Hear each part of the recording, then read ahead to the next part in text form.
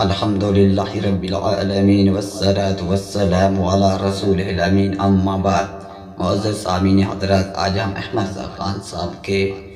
3 اہم مسئلے آپ لوگوں کے سامنے رکھیں گے۔ بارش اپنا اس کتاب کے اندر عرفان شریعت کے اندر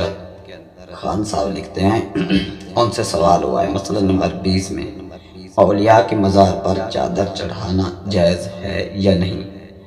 الجواب جائز ہے۔ کہتے ہیں کہ اولیاء کی مزارات پر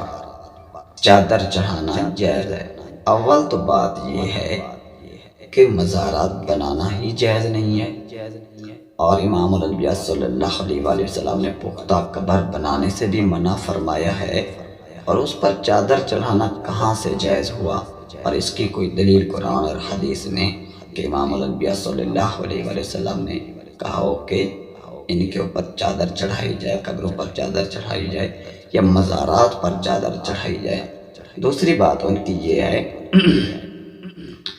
یہ بھی ایک اہم مسئلہ ہے کہ اگر ان کے بریلوی بھائی ان کے اور بات کچھ بھی نہیں ملتی، ان کی پوری عوام ننگے سر نماز پڑھتی رہے، انہیں کوئی مسئلہ نہیں، کوئی ٹینشن نہیں، اور کہیں یہ کسی اہل حدیث کو ننگے سر نماز پڑھتے دیکھ لیں تو یہ فتوے لگانا شروع کر دیتے ہیں، گستاخ ہیں، اس طرح ہے، وہ ہے، یہ ہے، اس طرح کے انہیں الفاظات سے نوازتے ہیں اہل سنت اہل حدیث کو۔ آئیے انہی کے امام صاحب کیا کہتے ہیں۔ کہتے ہیں اگر مقتدی امامہ باندھے ہو اور امام کے سر پر امامہ نہ ہو تو نماز درست ہوگی یا نہیں؟ یہاں تو مقتدی اہل حدیث، مقتدی ہو یا اکیلی ہو، اس کے سر پر امامہ نہ ہو یا ٹوپی نہ ہو، تو یہ کتنے ہی خوف زدہ ہوتے ہیں، بلکہ اتنے کہ حد سے بھی زیادہ کفر کے تو نہیں لیکن گستاخی کے فتوے لگاتے ہیں۔ اور یہاں خان صاحب سے سوال ہو رہا ہے کہ اگر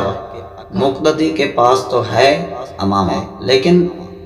جو امامت کرا رہا ہے امام کے پاس نہیں ہے، کچھ بھی نہیں ہے، وہ ننگے سر ہے، تو اس کی نماز کیسے ہے؟ تو اگر کوئی اس طرح، اللہ نہ کرے، اگر اس طرح کوئی ماجرا ہو جائے کہ امام اہل حدیث کا کوئی امام کے سر پر کچھ بھی نہ ہو اور مقتدی کے سر پر کوئی امامہ وغیرہ ہو، تو کہ اگر کوئی جانے میں کوئی بریلوی دیکھ بھی لے تو تقریباً اس کا کیا حشر کرے گا یہ اللہ ہی بہتر جانتا ہے۔ لیکن احمد رضا خان صاحب اس کے بارے میں کیا کہتے ہیں؟ مزید ہم اتنی بات بتائیں گے کہ وہ کہتے ہیں کہ نماز بلا تکلف درست ہوگی۔ وہ کہہ رہے ہیں بلا تکلف درست ہوگی، کوئی تکلف نہیں ہے۔ اس طرح صرف یوں بھی کہہ دے سکتے تھے کہ نماز درست ہے، بالکل نہیں، بلا تکلف نہیں، کوئی حرج نہیں ہے، کوئی مسئلہ بھی نہیں، اس کی نماز درست ہے، ہو جائے گی، ایسا کوئی گستاخی کا فتویٰ نہیں ہے۔ لیکن میں یہ پیغام اپنے بریلوی بھائیوں کو دینا چاہتا ہوں کہ ان کے امام اہل سنت ہیں، جو انہی کے امام ہیں، امام بریلویت، اپنا ان کے فرقے کے بانی ہیں، احمد رضا خان صاحب مجدد ہیں، تو ان کا فتویٰ یہ ہے کہ بلا تکلف نماز ہو جائے گی، اس کے اندر کوئی مسئلہ نہیں۔ آگے ایک سنگین مسئلہ ہے، یقیناً احمد رضا خان صاحب نے کام درست نہیں کیا ہے، اس طرح کا اتنا کھلا فتویٰ لگانا یہ اس طرح درست نہیں۔ ہاں کچھ احتیاط کرتے تو اچھی بات تھی۔ احمد رضا خان صاحب دیوبند کے بارے میں کہتے ہیں کہ اس میں دیوبندی کی نسبت صاف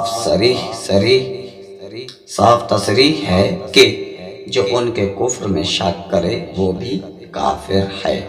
اب میں سمجھتا ہوں اس فتوے سے امت مسلمہ کی ایک بہت بڑی تعداد جو ہے کفر کے فتوے میں آتی ہے۔